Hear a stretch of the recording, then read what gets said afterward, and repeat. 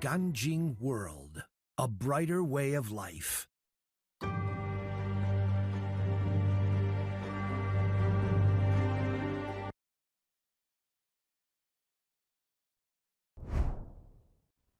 Welcome to NTD Newsroom. I'm Fiona G. Tariffs, investment, and deregulation. The White House today is looking back at President Trump's first 100 days back in office. We'll have more on how the president's trade policies have reshaped the economy so far. And how much has President Trump delivered on his campaign promises in his first 100 days? Our own Kevin Hogan and I give you a report card. And a closer look at Doge. What has the department done to improve government efficiency? And what happens next? We discuss with a panel. Car makers can breathe a sigh of relief as a deal is reached to ease tariffs on foreign auto parts. More on that agreement. President Trump's policies in the Middle East help secure the release of hostages held for over a year in the Gaza Strip. And his policies toward Iran will likely shape security in the region for years to come. From cracking down on artificial food dyes to examining the root causes of autism, we take a look at some of the key moments in advancing the Make America Healthy Again agenda.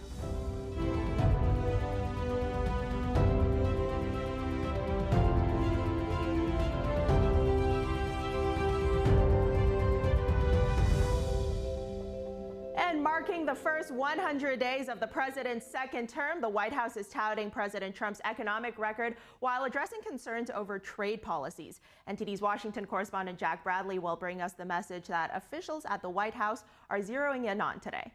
Manufacturing, domestic manufacturing, and resetting global trade imbalances. Now, when the Trump administration came into office, there was a deficit, a trade deficit of hundreds of billions of dollars per year. Now, these tariffs on other countries are to reset that imbalance. Right now, the U.S. has a 10% tariff across the board on all trading partners, with a pause for 90 days on reciprocal tariffs, a pause on all countries except for China.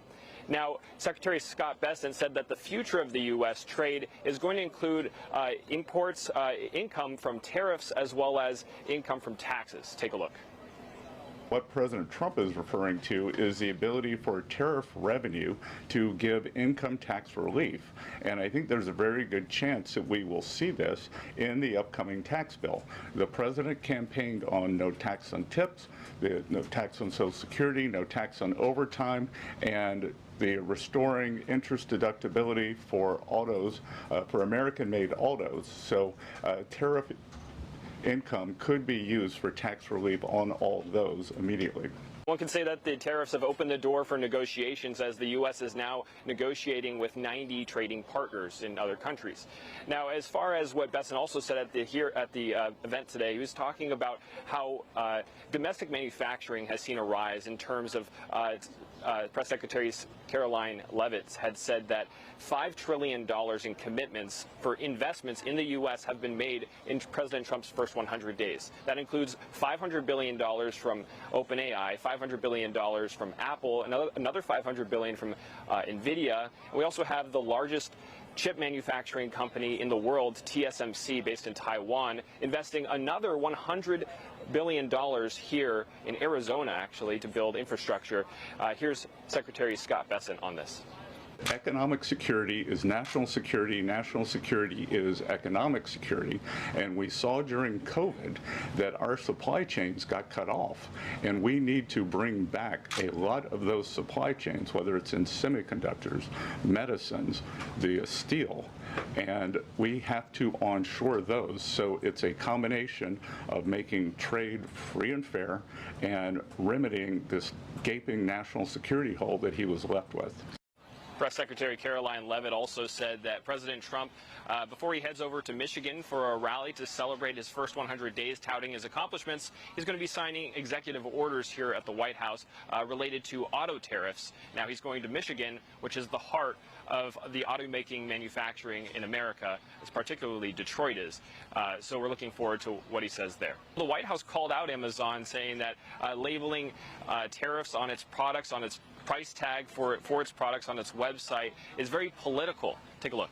So this is another reason why Americans should buy American. It's another reason why we are onshoring critical supply chains here at home to shore up our own critical supply chain and boost our own manufacturing here. Now, Amazon has responded recently in a statement after this announcement saying that, quote, the team that runs our ultra-low-cost Amazon Hall store has considered the idea of listing import charges on certain products. Teams discuss ideas all the time. This was never a consideration for the main Amazon site, and nothing has been implemented on any Amazon properties. Now, Caroline Levitt's comments come as the U.S. has a tariff on China, across-the-board tariff of 145%, and China back on the U.S. 125%.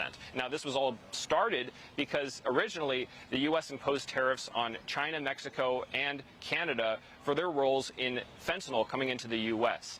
Now, both Canada and Mexico have stepped up their border security to prevent that, but China has retaliated with higher tariffs. And a House Select Committee on the CCP back in April of last year has found that the Chinese Communist Party is directly subsidizing the export and manufacturing of these fentanyl precursor chemicals making their way into the U.S. Soon, President Trump is going to fly to Michigan. He's scheduled to hold a rally tonight, marking his 100th day back in office.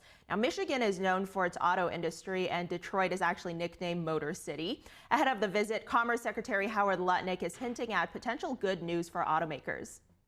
We're hearing from a lot of different sectors. The Trump administration is indicating it has reached a deal with automakers involving tariffs. They face a potential 25% duty on most parts that's been slated to begin by Saturday. It's in addition to the tariffs already in place for steel, aluminum, and almost all imported vehicles. The Commerce Secretary says the auto deal rewards, quote, companies who manufacture domestically while providing runway to manufacturers who have expressed their commitment to invest in America. In a statement, GM's CEO says she's grateful to President Donald Trump. His tariffs often appear fluid. He's fearless in fighting for every American because these things will benefit our economy and will benefit every American. Another trade policy change this week involves Chinese imports worth $800 or less. They're set to lose their tariff exemption Friday. So now that President Donald Trump has been in office for 100 days, how is he doing on his campaign promises? Kevin Hogan and I took a look back. We're recapping President Donald Trump's second term back in office. He's made a lot of promises for the second presidency, but we've narrowed it down to the 5 key promises. That's right, Fiona. President Trump is very ambitious with his goals on the economy and on immigration. Where to start? Well, Kevin, let's start with securing the border, because that was a huge topic of conversation and a promise that President Trump made during his campaign trail. Okay, in assessing this, let's look at the facts. President Trump was able to achieve record low border crossings in the months of February and March, and this is down significantly from what we saw under the Biden administration. At the same time, he has sent more military, those striker units, to detect illegal activity along the border, as well as shutting down the CBP-1 app. This was used by migrants to virtually schedule their asylum appointments, but President Trump said that it was being abused in that there were people that were, it was basically just paroling and admitting people that were not allowed to be in this country. And so based on that, Kevin, I think we're going to give this promise, securing the border, a check. And we're going to move on to looking at improving the economy, another big one, Kevin, because President Donald Trump said he wants to bring investment back to the U.S. and make Americans' lives better. Okay, right. So let's look at investments that President Trump says are a direct result of the tariffs that he puts. That's $500 billion from Apple. You got $100 billion from TSMC, Taiwan Semiconductor Manufacturing Company, building those AI chips and also AI supercomputers out there. You know, you talk about automotive, Hyundai, $23 billion, Novartis, Swiss pharma company, Roche, $50 billion. So again, these are massive investments that Trump takes credit for because he says these companies, they just don't want to pay tariffs. So they're coming and investing in the United States. But at the same time, the CNBC All-American Economic Survey shows that 55% of Americans disapprove of the job that Trump is doing on the economy. That's the lowest it's been in his entire presidential career, first and second term thus far. But there's a caveat to that because Republicans remain largely in support of what President Trump is doing on the economy. However, Democrats have a very, very negative view of the economy, and that's primarily what's driving these numbers down. Well, still a lot of fluctuation, a lot of uncertainty here. I think we're going to have to give the president some more time to figure that one out. But let's look at combating DEI, combating diversity, equity, and inclusion. This is something we've seen the president take action on, both in the government and in these higher education institutes. Yeah, so Trump took aim at Harvard University in that he was withholding billions, $2 billion of federal monies going to the school because he wants them to end their DEI practices. No more DEI hires based on ethnicity or so forth. He wants them to hire and admit people based on their merit. And furthermore, the Trump administration has required the Attorney General to urge private sector completely to get rid of all the DEI programs. And he's also signed a memo that ends the DEI programs in the Foreign Service. So I think we're going to give this one a check, Kevin.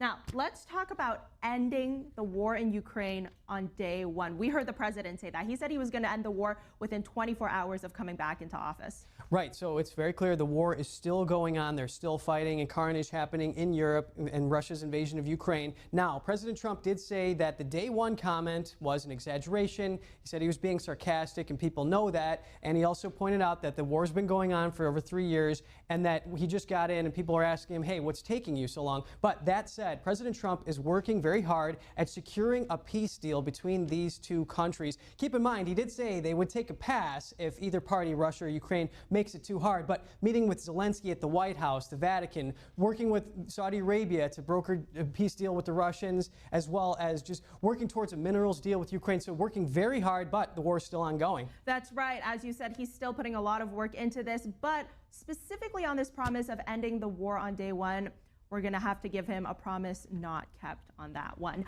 All right, final promise here, Kevin. Unleashing energy, U.S. energy dominance. How is the president doing? Well, Fiona, you've heard it, we've heard it, the moniker drill, baby, drill. Trump has definitely signed the Unleash American Energy Executive Order for this exact purpose, deregulating more access to oil, natural gas, nuclear energy, greenlighting coal, nixing these climate initiatives, doing what he can to bolster the American energy infrastructure. All right, so I think it's fair to give this one a check as well. And there we have it, 5 of President Donald Trump's key promises for this second term. We've got securing the border, improving economy, combating DEI, ending the Ukraine war on day one, and of course, unleashing energy. Of course, we're only 100 days into this second presidency, Kevin. There's still a lot of time for things to be done, so we're going to have to keep an eye on what the president does next. Yes, and while President Trump did not end the Ukraine war on day one, there is still plans, there's still peace agreements that are being worked out as we speak, so we have to take more time and see, and we're going to have more 100 days coverage for you, and so stay tuned with us. And moving on, lawmakers are back in Washington. Republicans are hitting the ground running on big budget changes. What will this new budget look like, and what federal spending is on the chopping block? NTD's Melina Wisecup reports. Today, lawmakers are getting down into the details on a new federal budget. House Speaker Mike Johnson met with President Trump and 5 other budget leaders in Congress on Monday to talk strategy. We're still on our schedule. I think we can meet it. As you know, we have 7 committees marking up this week, 4 the following week, and then that third week, I believe we can pass it by Memorial Day. Okay. Yes. Border security and immigration policy are the biggest focus. Lawmakers have approved $200 billion to increase spending in these areas. Defense spending will increase by around $100 billion, with a strong focus on the Navy and shipbuilding to deter China's aggression in the Pacific Ocean and the South China Sea. Meanwhile, Republicans aim to cut at least $2 trillion from federal spending over the next decade. Committee meetings start this week, first in the House Armed Services and Education Workforce committees. In my particular budget area, Department of Education and Labor, those issues, we're looking at some significant cuts that will, in fact, I think, help our educational policy moving forward. Democrats protested the planned budget changes with a sit-in on the Capitol steps over the weekend.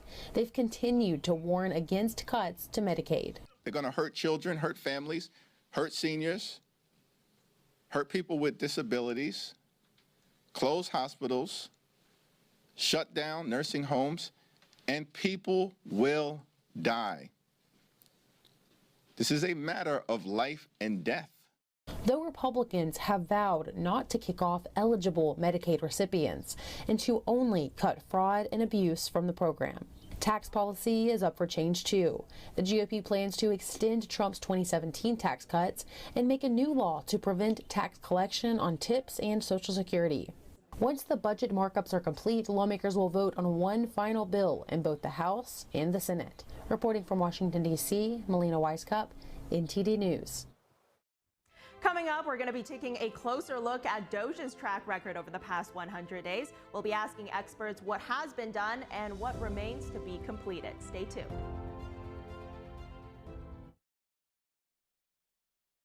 Supermodel Cindy Crawford doesn't just walk the red carpet, she rocks it. At 58, she steals the show and wows the press. Hollywood Life exclaims, Cindy Crawford has never lost her stunning glow. While Page 6 raves, she's still as gorgeous as ever. What is Cindy's secret? It's meaningful beauty. And now with new advanced formulas, it's better than ever.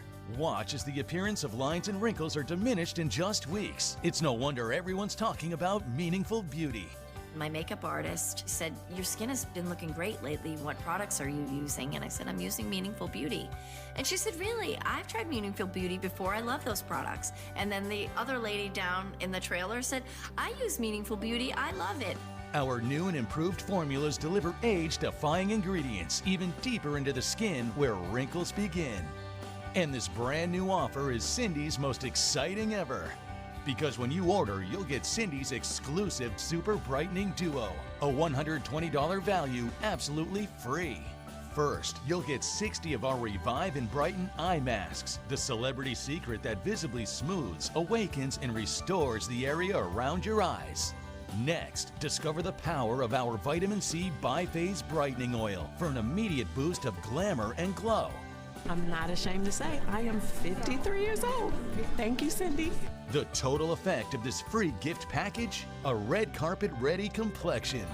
Get all this, a $300 value for just $49.95. But you must act quickly. Results guaranteed or your money back. So make the call or go online now and put yourself on the path to the most beautiful skin of your life. Trust me, it's worth it. This special offer is not available anywhere else, so don't delay. Scan the code, go to meaningfulbeauty.com, or call the number on your screen now. Say goodbye to harsh, bitter coffee and hello to a delicious, smooth brew. With specialty quality beans, expertly roasted in-house, you'll taste the difference with every sip.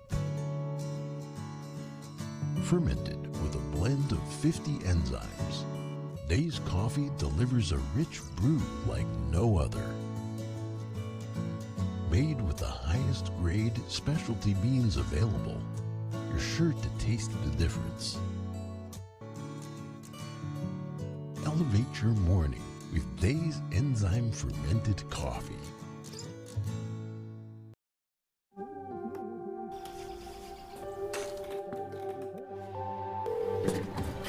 911, where's your emergency?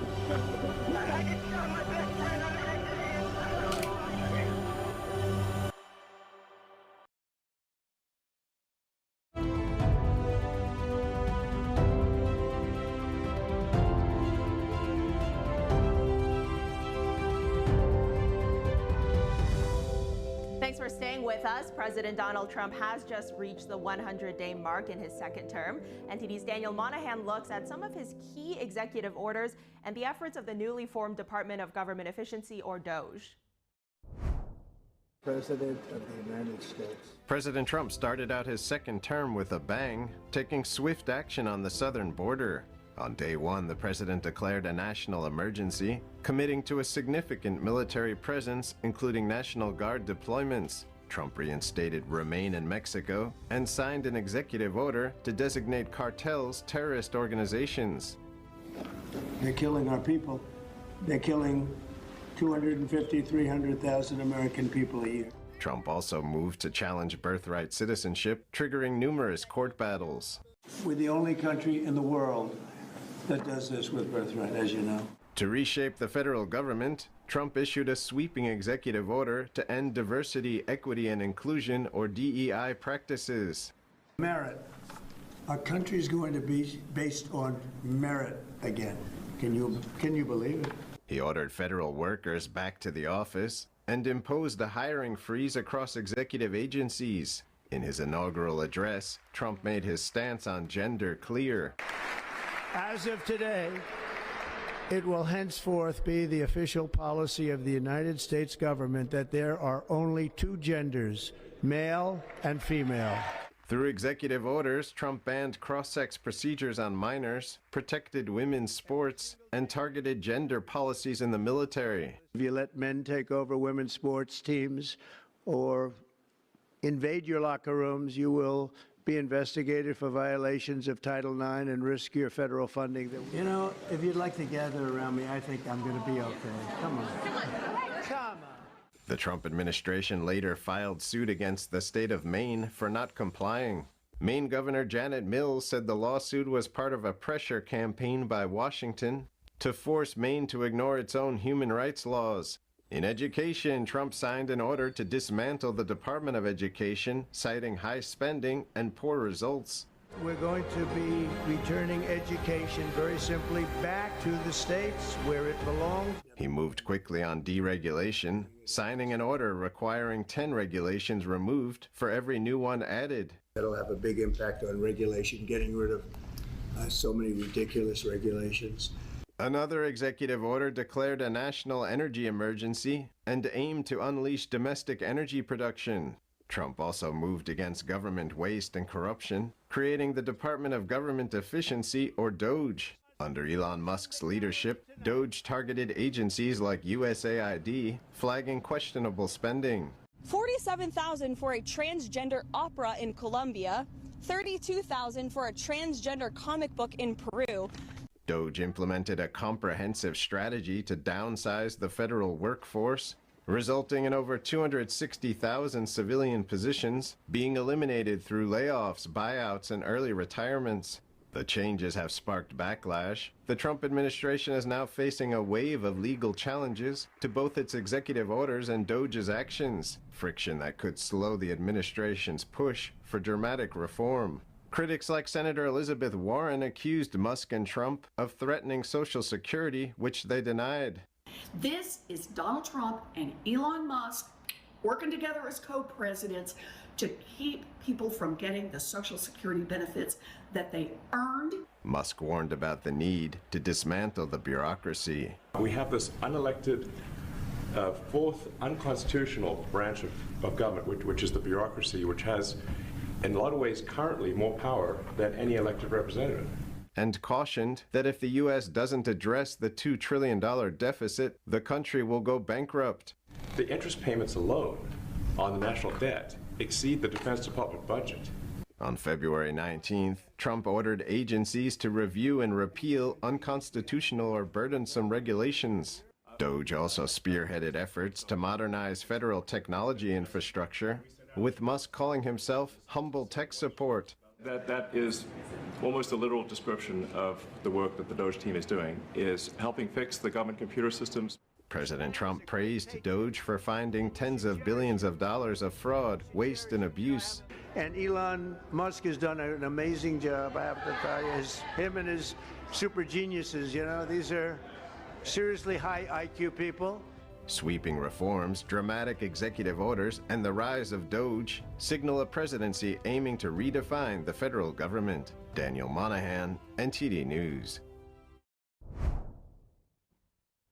So let's stay on the topic of Doge. We're now going to be joined by a panel. We've got John Hart, CEO of Open the Books. John worked alongside the late Senator Tom Coburn on the Federal Funding Accountability and Transparency Act of 2006, which laid the foundation for online public spending databases. And we've also got Timothy Allen Simon, former Public Utilities Commissioner for California and Appointment Secretary for Governor Arnold Schwarzenegger. And he is also a political strategist and attorney. John, Timothy, great to have both of you on today to take a look. Thank you, Fiona.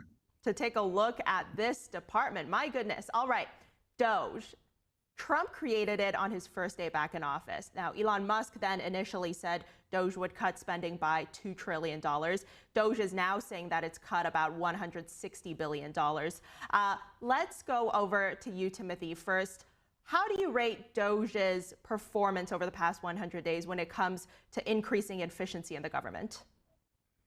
Well, if we look at the number of lawsuits that have transpired and the abdication of the congressional role in funding, which is clearly stated in Article 2 of the Constitution.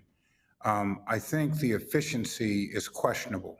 I believe the intent is honorable. Both sides of the aisle have wanted to remove waste and fraud, but in terms of efficiency, I think it has become more of a cultural war weapon, quite frankly, with the demonization of federal workers and federal agencies, more so than a collaborative effort to find greater efficiencies. The $100 billion in savings is nowhere near what was projected when Doge was originally created. And again, it's falling outside the constitutional checks and balances that the framers intended for our nation. John, Timothy brings up an interesting term there, a cultural war. I want to get your initial take on how you think Doge has been performing. Well, I think we have a culture of waste in Washington. I think that's what the administration is trying to get at. And this is not the first attempt to downsize government. Back in the 1980s, President Reagan had the Grace Commission, and that concluded that 1 out of every 3 tax dollars is wasted. So if you extrapolate that to today's numbers, that's where you get over $2 trillion. And when I worked for the late Senator Tom Coburn, he was on the Simpson-Bowles Commission. And during that era, we actually did reduce spending for the first time since the end of the Korean War. Between 2012 and 2013, we also got rid of earmarks for over a decade that saved $140 billion. So what I would encourage Doge to do is think of this transition where Musk is pulling back. It's an opportunity for Congress and citizen groups in our organization to step up and help them be successful. Because I think to the other panelist's point is we all have a stake in Doge succeeding, and that no one wants tax dollars to be wasted.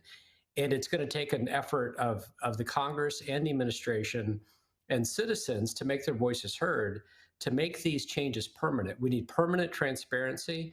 We need an upgraded, enhanced transparency. And we need an agency reorganization that returns dollars and decisions back to the American people. So, John, that leads perfectly into my next question here, because President Trump, he's saying that Musk could be leaving in a few months. He also touched on the future of Doge. Here's the president. Let's take a look. So I want him to stay as long as possible, but there'll be a point where he's going to have to leave. And when he does, the secretaries will take totally over, and Doge will stay active. We have a lot of smart people. A lot of those people, I believe, are going to go into the agencies, and they'll work on it from the inside. All right, so Elon Musk himself, he's also said that he's leaving soon. So the president there saying that Doge, it'll stay active even after Musk leaves, that there will still be people working from the inside of agencies to fulfill Doge's agenda. Timothy, what would that look like to you? Well, it would look like the more traditional form of governance in our country, that being that the agencies coming before Congress and working with Congress to establish their budgets, and yes, remove the areas of waste and fraud. I don't understand what the resistance to that is now, since both houses are controlled by the Republican Party, and I think from all indications are on board with the president's economic agenda, even though we're seeing some levels of behind-the-scenes dissension regarding tariffs. So I feel that maybe we'll go back to normalcy. But I also understand the desire, and it wasn't just Simpson-Bowles, but also Vice President Al Gore worked with Congress as well. Everybody wants to see their tax dollars in an efficient way. So I think the purpose of Doge, again, is honorable, but we do have methods within our structure of government. And if those methodologies are going to be changed, if we're going to take the purse strings away from Congress, that can only be done through Congress and or by decisions of the courts. We have over 100 lawsuits for a various number of reasons, and Doge's activity is one of them. John, your response to Timothy's statements there, as well as what the potential future of Doge could look like? Well, yeah, I would say that we do need to see members of Congress step up. I think, you had a clip of Senator Elizabeth Warren earlier. She's been very critical of Elon Musk, but where is her plan? Where is her plan to get rid of our deficit and our debt? And when we're spending more on interest payments on our deficits than we are on defense, that's a national security threat. Nations that do that do not stay great for very long.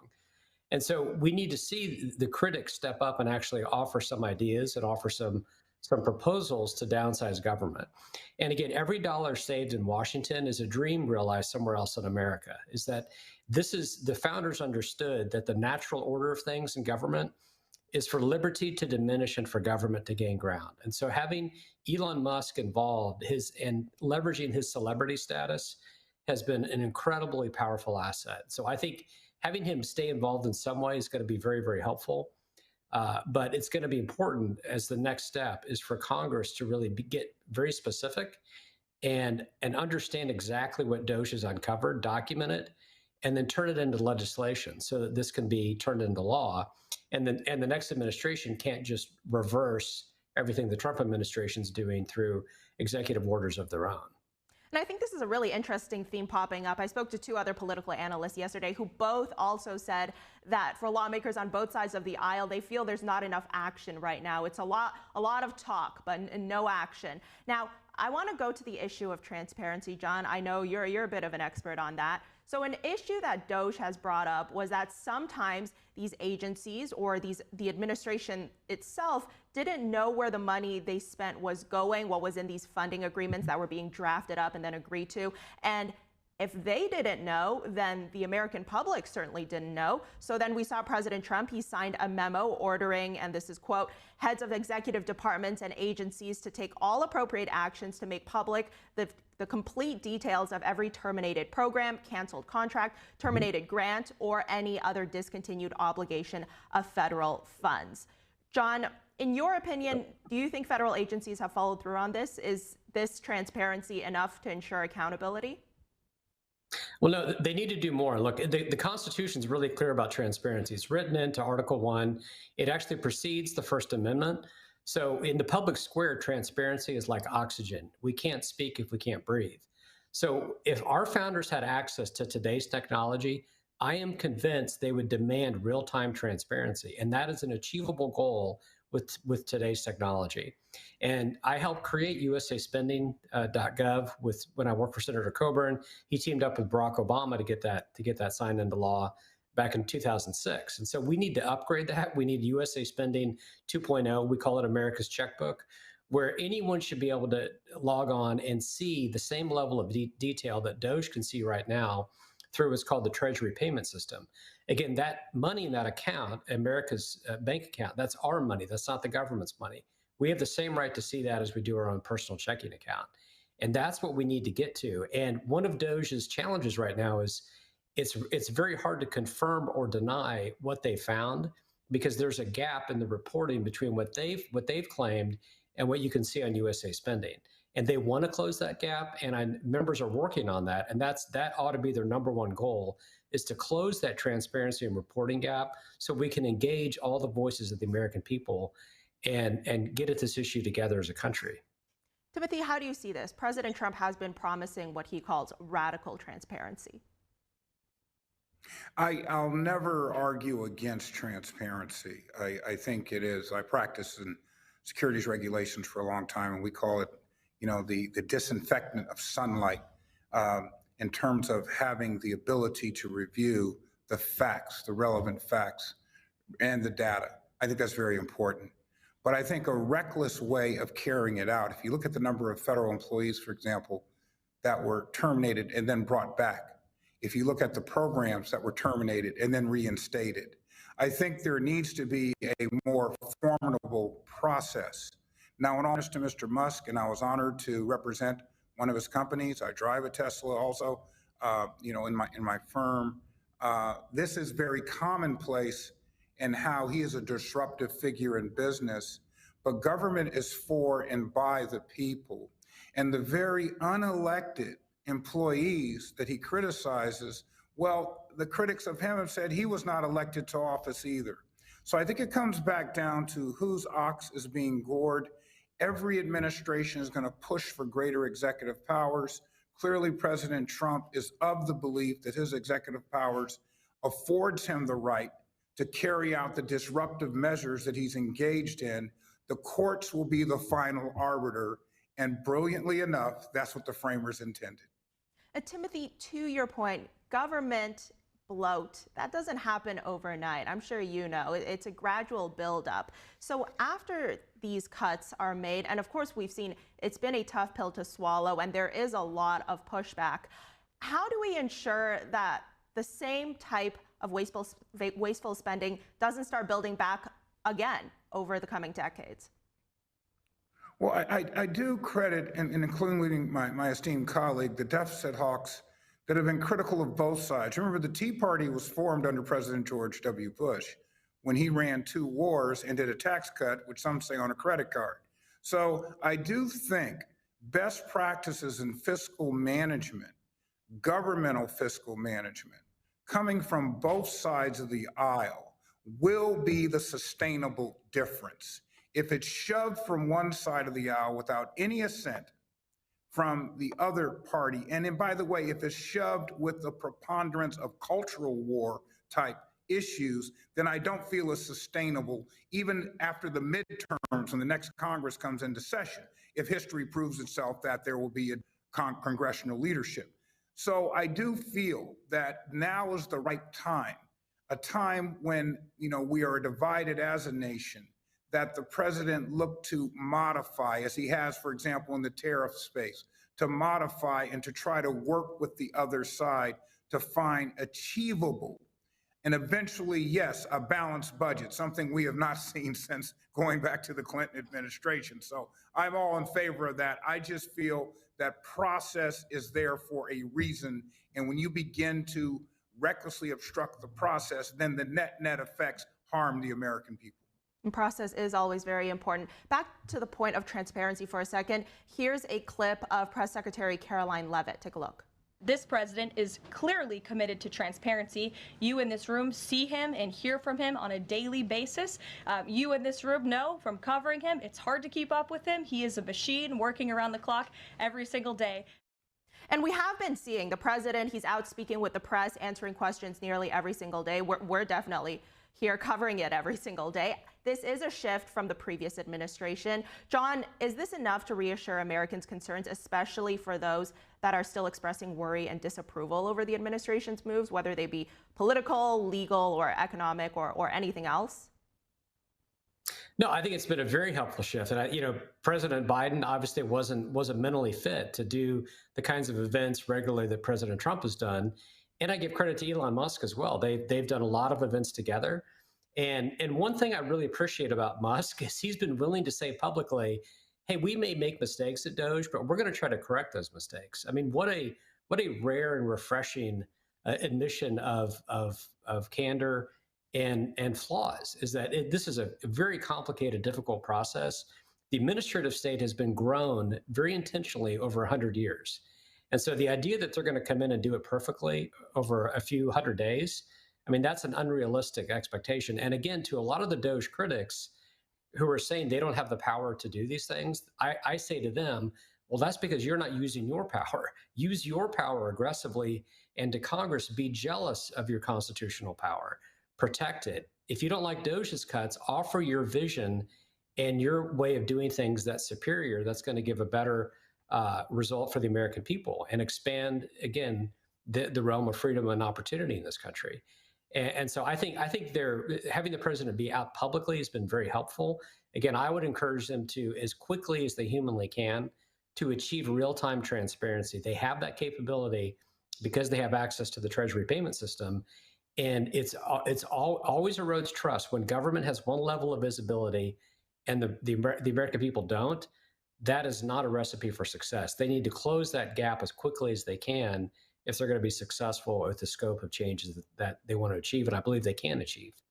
Timothy, I think John brings up an interesting point here of the ability for a government to admit to its mistakes, but then, of course, also then act to fix that mistake. How important do you find that being as someone who's worked in government? Do you think the Trump administration has done enough on that front?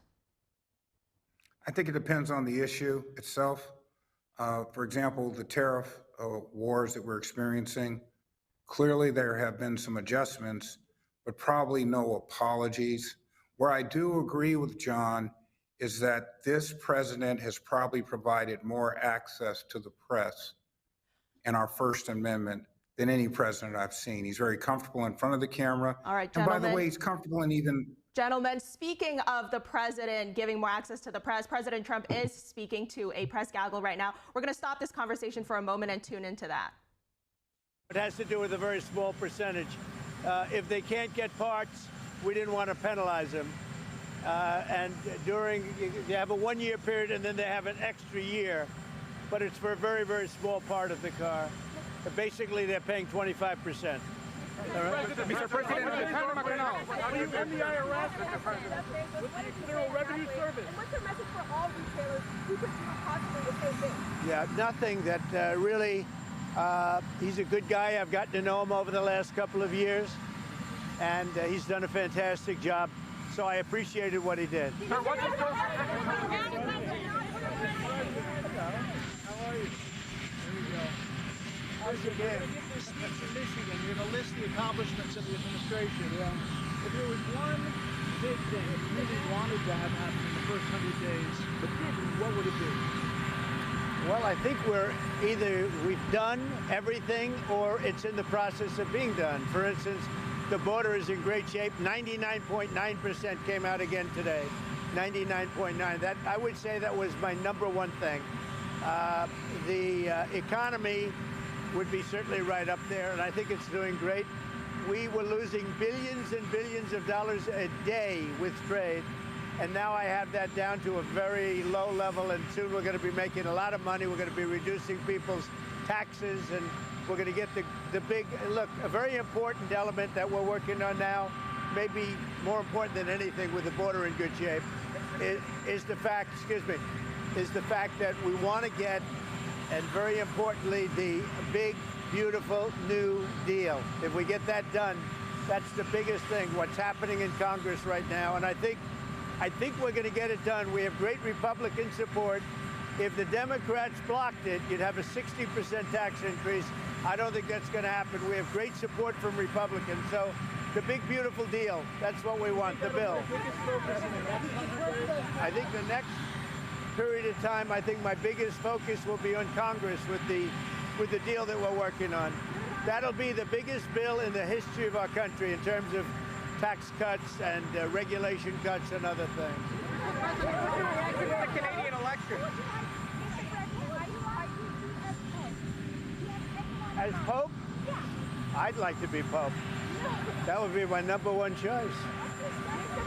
No, I don't know. I have no preference. I must say we have a cardinal that happens to be out of a place called New York who's very good.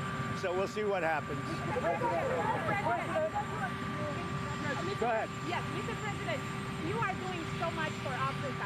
You are the first president that in the first 100 days focused on Africa for the first time in the history of this country.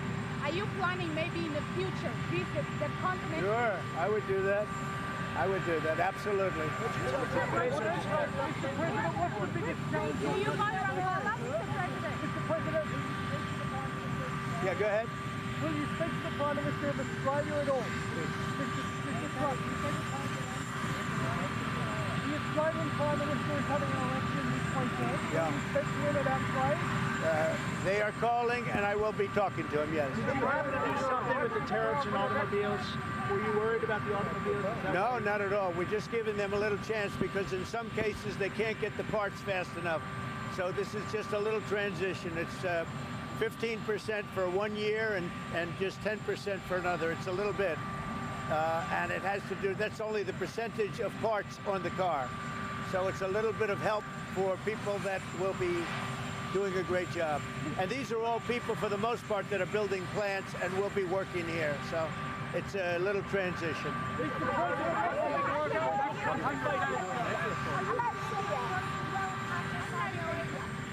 Go ahead, what? India's coming along great. I think we'll have a deal with India.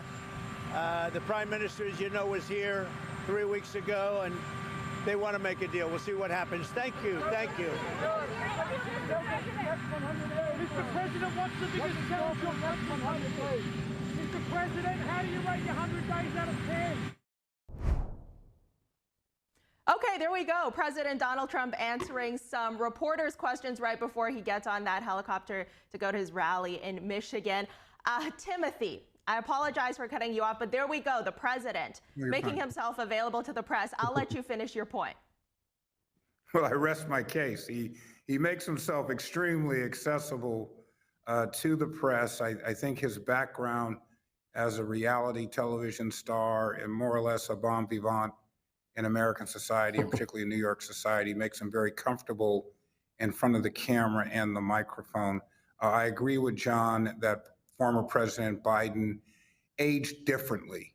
And I think as he aged, his communication abilities at times were challenged. And I think that was the advantage that President Trump carried out, in this regard, in terms of the only 100 days that Vice President Harris had, and the Trump emblem or moniker or culture already being well established. As you hear him talk about the tariff adjustments that he's making, the Constitution gives that authority to Congress to establish what it calls excises. They don't necessarily say tariffs. And I think that's another gray area that the courts will have to be the final arbiter on in this particular case. If the decision goes more in favor of President Trump, then we'll see a massive expansion of executive powers in our government, something that some would like to see. Some call it the imperial presidency. I, for one, believe our checks and balances are there for a reason. We do not elect a king. And I think every president, no matter how well-intended, no matter how powerful they may be from the right, the left, or the center, has to have the checks and balances to ensure that this democracy is what the framers had intended. All right, gentlemen, before we go here, let's get your closing thoughts. John, President Trump, in this goal to increase transparency, we've seen him order the release of those MLK, RFK, JFK files. Attorney General Bondi, she's also released a phase 1 of Epstein files. It remains to be seen if any other files will come out of that. How substantial has this move been? And just in terms of the general future, John, what does Doge need to do next? Well, I think regarding those files, I think our focus as an organization is more on government spending, and I think that's the long-term important transparency issue at play here. Is that the public has the right to know how government is spending their money. So the next step, I think, for the Trump administration and for Doge, again, needs to be to close the gap that exists right now between their access to this what's called the Treasury payment system. That's effectively America's checkbook, and again, that's our money. We got to be able to see that. And to give the American people visibility on that and improve the work that we did with Obama back in 2006 that created USA Spending. That we currently have all federal spending online, but there's a 30-day delay, sometimes longer. So when Doge claims a cut or they claim a reform, it's difficult even for our organization, and I'm very favorably inclined to most of what they're doing. It's very hard for us to verify what they've done because we can't have the same level of access that they do. So again, it's in their interest to give that visibility to every single American and to Congress. And I'm very sympathetic to Timothy's point too, is I want to see them make Congress great again. And the problem in Washington is not executive overreach as much as it's legislative underreach. Congress needs to assert itself and to offer ideas and to offer solutions that will be durable and to win the hearts and minds of the public. And to the extent that the administration can help rebalance that, that would go a long way to helping them achieve their goals of reducing inflation and empowering individual Americans. Well, Timothy, I have a final 15, 20 seconds here. Your final thoughts. Well, here's where John and I agree. I believe under Speaker Johnson and Leader Thune, Congress has largely abdicated to the executive branch, which I am again certain that they are fully backing the president's policies, particularly the new big or beautiful legislation that he's proposing. But unless they exert their powers, it gives the impression, not only in this country, but even to our allies and adversaries, that we could be migrating into autocracy. And that would probably benefit our adversaries more than it would the American people in making America great again. All right, John Hart, Timothy Allen, Simon, what a 100 days it's been. Thank you so much for coming on today. Thank you. Thanks for having us. Thank you, Fiona and John. Thank you. Coming up, President Trump's policies in the Middle East help secure the release of hostages held for over a year in the Gaza Strip, and his policies toward Iran will likely shape security in the region for years to come. We'll be right back. Stay tuned to get a free month of home warranty protection. Tired of searching for contractors when your home appliances and systems break down, only to leave you stuck with a huge repair bill and shoddy repairs? Plumbing, heating, air conditioning, and appliance breakdowns could cost thousands. Hi, I'm Ty Pennington, here for Choice Home Warranty. They protect my home from expensive repairs, and they could do the same for you. No matter if it's your refrigerator, plumbing, or more than 20 other home systems and appliances, Choice Home Warranty has saved millions of homeowners a whole lot of money. For a low monthly fee, you get their nationwide network of trusted local technicians with plans that cover repairs and replacements done quickly and the right way. I would recommend anyone who is listening to this to call Choice Home Warranty up. It eliminates the anxiety, frustration, and it saves you money. Don't let an appliance or home system break the bank, leaving you stressed. Call Choice Home Warranty before that happens and get your first month free. Plus, call in the next 5 minutes and we'll give you free limited roof leak coverage. That's a $70 value, free. Just call now. No more headaches searching for technicians. No more budget-breaking chaos. Just a peace of mind of having Choice Home Warranty at your service. I trust Choice Home Warranty with my home, and you should too. Year after year, Choice Home Warranty is recognized as the nation's top home warranty and has thousands of 5-star reviews from real homeowners. Experience real budget protection and call Choice Home Warranty now. Stop throwing money down the toilet chasing contractors. Call Choice Home Warranty now and save big with their special offer of your first month free and free limited roof coverage. Don't wait another minute. Call now. Call Choice Home Warranty for your free personalized quote and to get your first month free. Call in the next 5 minutes, and as our special offer, you'll receive free limited roof coverage. That's over $100 in savings. This offer won't last long. Call now to lock in your rate and save big. Call 800-216-9114, 800-216-9114. Hey, boss. Okay? Yeah, I'm good. You sure? I said I'm fine.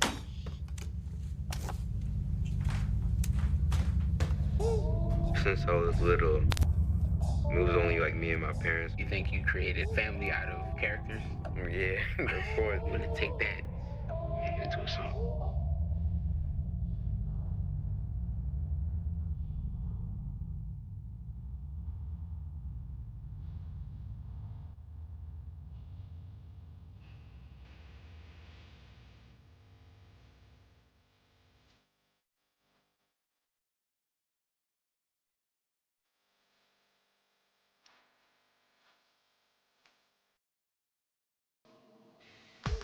Jason. Hey, Bob. You can talk to me. It's been really, really hard for me.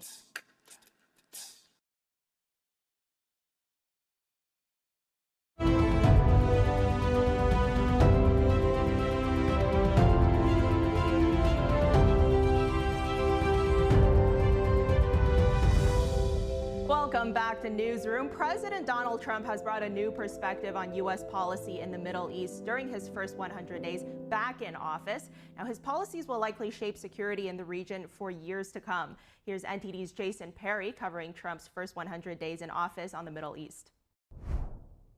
Even before taking office, then President-elect Donald Trump began making moves to help free the hostages held in the Gaza Strip. If those hostages aren't back, I don't want to hurt your negotiation. If they're not back by the time I get into office, it will not be good for Hamas, and it will not be good, frankly, for anyone.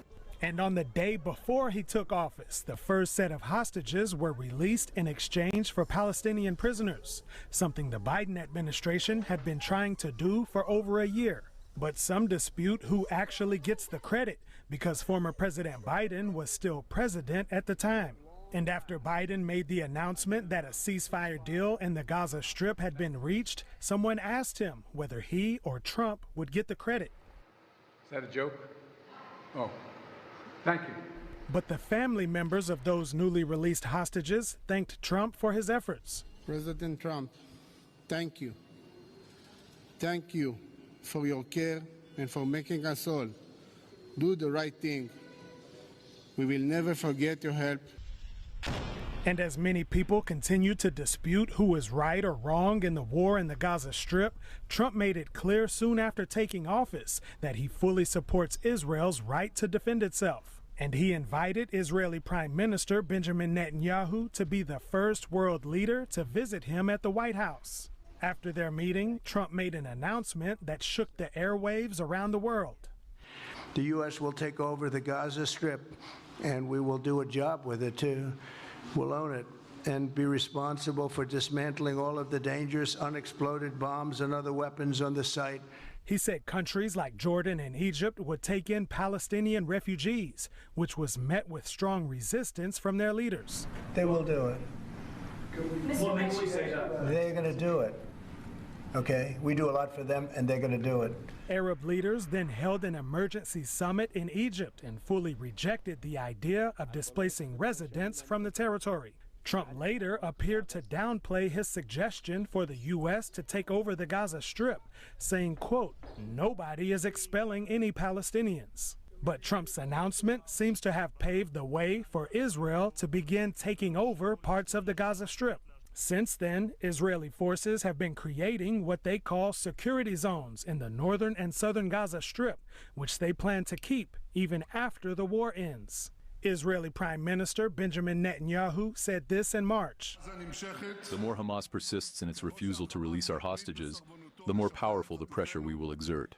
And I say to Hamas, this includes seizing territory. Also during Trump's first 100 days in office, he resumed his maximum pressure campaign against Iran, which has been providing weapons and money to the terrorist groups currently waging war against Israel. A key goal of the maximum pressure campaign is to drive Iranian oil exports to zero. Trump also sent a letter to the supreme leader of Iran, Ayatollah Ali Khamenei, about negotiations for a possible nuclear deal. And Trump said, quote, "If they don't make a deal, there will be bombing." We have a situation with Iran that something's going to happen very soon. However, Iran said they would retaliate against the U.S. if Tehran is attacked. Afterwards, Trump ordered airstrikes to be increased against the Iran-backed Houthi terrorist group in Yemen. The group has been launching missiles at Israel and has attacked ships in the Red Sea, saying both are in support of Palestinians in the Gaza Strip. And since then, Iran's Foreign Minister Abbas Araghchi has held talks with U.S. Special Envoy Steve Witkoff 3 times for talks on a nuclear deal. Araghchi said this after the latest round of talks. I can say that this round of negotiations was much more serious than previous ones. We gradually moved into some more detailed technical discussions. Iran hopes to see the U.S. lift economic sanctions, while Trump says the main goal is to ensure Iran never obtains a nuclear weapon. Trump is set to visit the Middle East from May 13th to 16th. He'll visit Saudi Arabia, Qatar, and the United Arab Emirates. Jason Berry, NTD News. Coming up, the Senate confirms former Senator David Perdue as ambassador to China. For years, China has been taking advantage of the U.S. on trade. Now, in President Trump's second term, what strategies and policies are being used to reset that relationship, and what progress has been made in these first 100 days? We'll have that and more in the next hour.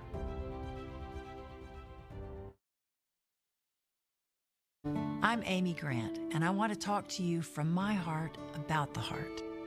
I would have been the last person on the list to say this woman has a problem with her heart. So no, there was nothing about my life that said, you have a ticking time bomb in your chest. But I did. I wound up in the office of a cardiologist because I was there with my husband. And at the tail end of that, the cardiologist looked at me and said, I want to see you.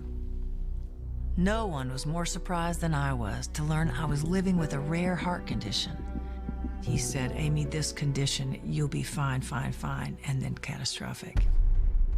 A few months later, I had open heart surgery that saved my life. And I owe it to the research and life-saving medical breakthroughs developed by the American Heart Association. That's why I'm asking you to join me and become a monthly donor to the American Heart Association. Please call now or go to helpheart.org.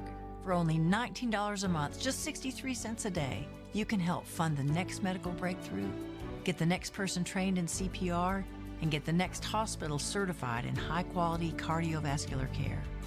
If this could happen to me, it could happen to anybody. Heart disease is America's #1 killer, but your support can save your life or the life of someone you love. Give $19 a month with your credit card and we'll send you this special t-shirt you can wear to show you're part of a community of monthly donors working to help save more lives like mine. I'm grateful for the American Heart Association. Their research gave me more time to do the things I love with the people I love. So listen to your heart. I'm here today because I did. Please call the number on your screen or go to helpheart.org now to become a monthly donor and help save even more lives. Thank you.